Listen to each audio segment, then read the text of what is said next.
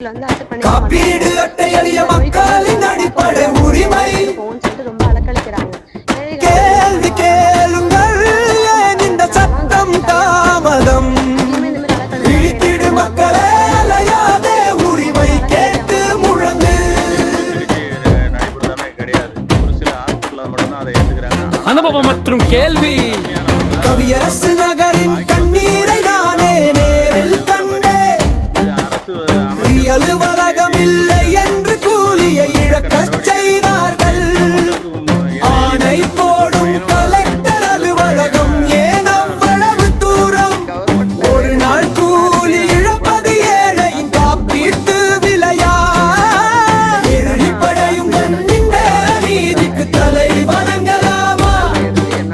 எளிமையாக்க கோரும் உரிமை, அதை நாம் ஏன் இழக்க வேண்டும்? தமிழ் சேவை கண்யங்கள் இலக்காக கிடைப்பது போல மாநிலத்தின் காப்பீடு சேவை மக்கள் பக்கமே திரும்ப வேண்டும். ஒரே மையம், ஒரே சேவை, அலுவலக வளாகத்தில்